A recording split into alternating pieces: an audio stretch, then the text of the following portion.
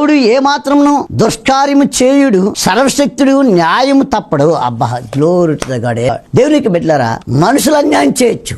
నేను ఒక వ్యక్తిని చూసాను మా ఊర్లో. ఆ వ్యక్తి చదువు లేదు. చదువు లేకపోతే ఒక పెద్ద మనిషి దగ్గర డబ్బులు దాచుకుంటుంది. ప్రతి నెల 4,000 రూపాయలు పెన్షన్ వస్తుంది. అలాగే కూలి పనికి వెళ్ళి కొన్ని డబ్బు సంపాదిస్తుంది. వెళ్ళలేదన్నా నెలకు ఒక 5,000 రూపాయలు చొప్పున ఆ వ్యక్తికి ఇచ్చి దాస్తుంది. అలా దాచిన తర్వాత ఒక 4-5 సంవత్సరాల తర్వాత కొన్ని లక్షల రూపాయలు అయ్యాయి. 1-2 లక్షలు అయ్యాయి. అయిన తర్వాత, అయ్యా మా పాపకి వివాహం అయ్యేటప్పుడు ఇస్తానని కట్నం మరి నేను ఇవ్వాలి, ఆ డబ్బులు ఇచ్చేవాళ్ళయ్యా, ఇవ్వయ్యా అని అంటే, ఆ వ్యక్తి ఎవరమ్మా, ఏ ఊరమ్మా అనేది, ఏం డబ్బులు అనేసి అంటాడికి గుండెలో రాయి పడిపోయినట్టు అమాంతంగా అక్కడ కూర్చోపోయి వాళ్ళ ఇంటి మంది కన్నీరు మున్నీరై భూమికి ఇలా కొట్టుకుంటూ తపా తపా చేతులు కొట్టుకొని తల కొట్టుకొని ఏడుస్తుంది. దేవునికి బిడ్డలారా, ఎందుకు ఈ మాటలు చెప్తున్నంటే, ఈ లోకంలో మనుషులు మోసగాలు, మాయగాలు, అన్యాయస్తులు. నా దేవుడు ఈ యొక్క సంధ్యాకాల సమయంలో మాట్లాడుతున్న మాట ఏంటంటే, దేవుడు ఏమాత్రము దుష్కారం చేయుడు, సర్వశక్తుడు న్యాయము తప్పడు.